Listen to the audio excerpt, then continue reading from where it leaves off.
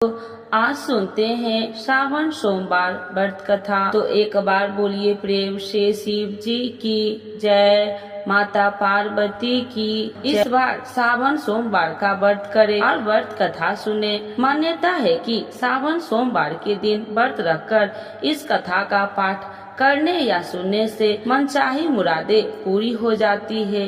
कथा के अनुसार एक समय की बात है, एक साहूकार था जो भगवान शिव का अनन्य भक्त था। उसके पास धन्य धान्य की कोई कमी नहीं थी, लेकिन उसके कोई संतान नहीं थी।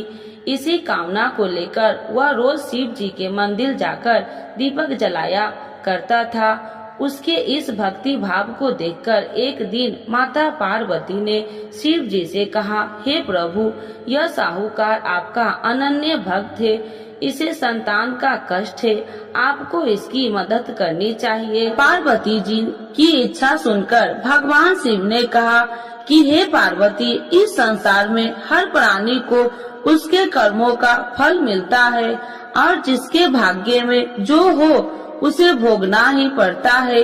लेकिन पार्वती जी ने साहूकार की भक्ति का मान रखने के लिए उसकी मनोकामना पूर्ण करने की इच्छा जताई। माता पार्वती के आग्रह पर शिव जी ने साहूकार को पुत्र प्राप्ति का वरदान तो दिया, लेकिन साथ ही यह भी कहा कि उसके बालक की आयु केवल 12 वर्ष होगी।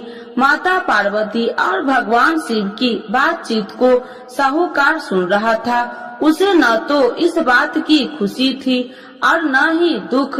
वह पहले की भांति शिव जी की पूजा करता रहा। कुछ समय के बाद साहूकार के घर एक पुत्र का जन्म हुआ।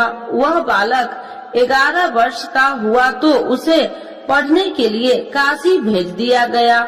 साहूकार ने पुत्र के मामा को बुलाकर उसे बहुत सारा धन दिया और कहा कि तुम इस बालक को काशी विद्या प्राप्ति के लिए ले जाओ और मार्ग में यज्ञ कराना। जहाँ भी यज्ञ कराओ वहाँ ब्राह्मणों को भोजन कराते और दक्षिणा देते हुए जाना। दोनों मामा भतीजा इसी तरह यज्ञ कराते और ब्राह्मणों को दान दक्षिणा देते काशी की ओर चल पड़े। रात में एक नगर पड़ा जहाँ नगर के राजा की कन्या का विवाह था, लेकिन उस राजकुमार से उसका विवाह होने वाला था। वह एक आंख से कन्हा था। राजकुमार के पिता ने अपने पुत्र के कन्हा होने की बात को छुपाने के लिए एक चाल सोची। साहूकार के पुत्र को देखकर उसके मन में एक विचार आया। उसने सोचा क्यों न इस बालक को दूल्हा बनाकर राजकुमारी से विवाह करा दूं।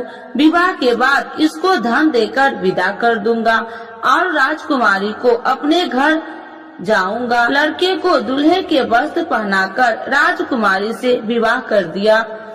लेकिन साहूकार का पुत्र ईमानदार था। उसे यह बात अन्याय संगत नहीं लगी। उसने अवसर पाकर राजकुमारी की चुनरी के पल्ले पर लिखा कि तुम्हारा विवाह तो मेरे साथ हुआ है, लेकिन जिस राजकुमार के संग तुम्हें भेजा जाएगा वह एक आंख से कन्हा है। मैं तो काशी पढ़ने जा रहा हूँ। जब राजकुमारी ने चुनरी पर लिखी बातें पढ़ी तो उसने अपने माता पिता को यह बात बताई। राजा ने अपनी पुत्री को विदा नहीं किया, जिससे बारात वापस चली गई। दूसरी ओर साहूकार का लड़का और उसका मामा काशी पहुँचे और वहाँ जाकर उन्होंने यज्ञ किया। जिस दिन लड़के की आयु 12 साल की हुई उसी दिन यज्ञ रखा गया। लड़के ने अपने मामा से कहा कि मेरी तबीयत कुछ ठीक नहीं है। मामा ने कहा तू अंदर जाकर सो जाओ। शिव जी के वरदान अनुसार कुछ ही देर में उस लड़के के प्राण निकल गए। मृत भांजे को देख उसके मामा ने विलाप शुरू किया। संयोगवश उसी समय शिव जी और माता पार्वती उधर से जा रहे थे। पार्वती भगवान से कहा, स्वामी, मुझे इसके रोने के स्वर सहन नहीं हो रहा। आप इस व्यक्ति के कष्ट को अवश्य दूर करें। जब शिव जी मृत बालक के समीप गए तो वह बोले कि यह उसी साहूकार का पुत्र है जिसे मैंने 12 वर्ष की आयु का वरदान दिया था। अब इसकी आयु पूरी हो चुकी है, लेकिन मातृ भाव से विभोर माता पार्वती ने कहा कि हे महादेव, आप इस बालक को और आयु देने की कृपा करें, अन्यथा इसके वियोग से इसके माता पिता भी तड़प तड़प कर मर जाएंगे। माता पार्वती के आग्रह पर भगवान शिव ने उस लड़के को जीवित होने का वरदान दिया। शिव जी की कृपा से वह लड़का जीवित हो गया। शिक्षा समाप्त करके लड़का मामा के साथ अपने नगर की ओर चल दिया। दोनों चलते हुए उसी नगर में पहुंचा जहां उसका विवाह हुआ था। उस नगर में भी उन्होंने यज्ञ का आयोजन किया। उस लड़के के ससुर ने उसे पहचान लिया और महल में ले जाकर उसकी खातिरदारी की और अपनी पुत्री को विदा किया। इधर साहूकार और उसकी पत्नी भूखे प्यासे रहकर बेटे की प्रतीक्षा कर रहे थे।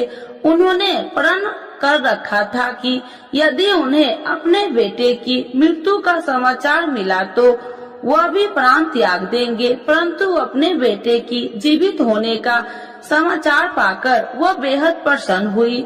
उसी रात भगवान शिव ने व्यापारी के स्वप्न में आकर कहा, हे श्रेष्ठ, मैंने तेरे सोमवार के व्रत करने और व्रत कथा सुनने से प्रसन्न होकर तेरे पुत्र की लंबी आयु प्रदान की है। इसी प्रकार जो कोई सोमवार व्रत करता है या कथा सुनता है और पढ़ता है, उसके सभी दुख दूर होते हैं और समस्त मनोकामनाएं पूर्ण होते हैं। तो एक बार बोलिए प्रेम से शिव जी की जय, माता पार्वती की जय। आरती शिव जी की। ओम जय शिव ओमकारा, स्वामी जय शिव ओमकारा, ब्रह्मा विष्णु सदा शिव अर्धांगी धारा। ओम जय शिव ओमकारा, एकानन चतुरानन पंचानन राजे, स्वामी पंचानन राजे, हंसासन गरुड़ासन विश्वाहन साजे। ओम जय शिव ओमकारा, दो भुज चार चतुर भुज, दस भुज अति सोहे, स्वामी दस भुज अति सोहे, त्रिगुणी रूपिणी रखिते, तिरुबनि जन मोहे। ओम जय शिव ओमकारा, अच्छी माला बनि माला, मुंडी माला धारी, स्वामी मुंडी माला धारी, त्रिपुरारी कंसारी, करी माला धारी। ओम जय शिव ओमकारा, श्वेतांबर पीतांबर बाघांबर अंगे, स्वामी बाघांबर अंगे, सनिकादिकी गरुणादिकी भूतादिकी संगे।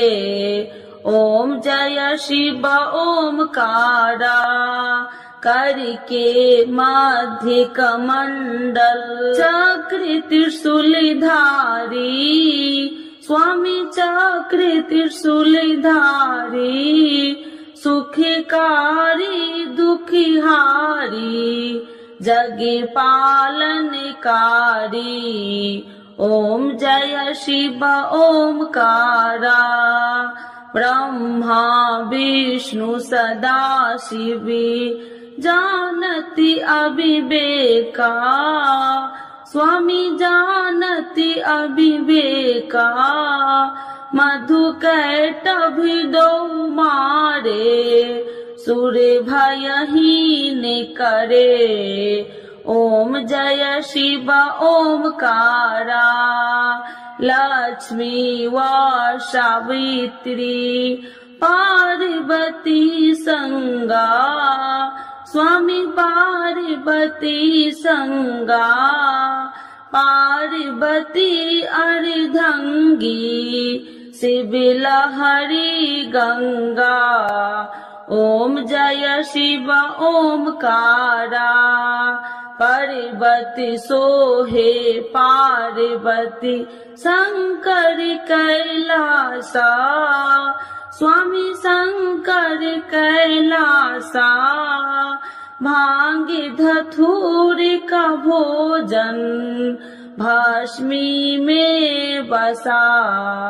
ओम जय शिव ओमकारा जटा में गंगा बहती है गले मुंडन माला। स्वामी गले मुंडन माला शेष नाग लिपटावती ओढ़त मृग छाला। ओम जय शिव ओमकारा काशी में विराजे विश्वनाथी नंदी ब्रह्मचारी। स्वामी नंदी ब्रह्मचारी नित्य उठी दर्शन पावती महिमा अति भारी। ओम जय शिव ओमकारा त्रिगुण स्वामी जी की आरती जो कोई नर गावे। स्वामी जो कोई नर गावे कहत शिवानंद स्वामी मन वांछित फल पावे।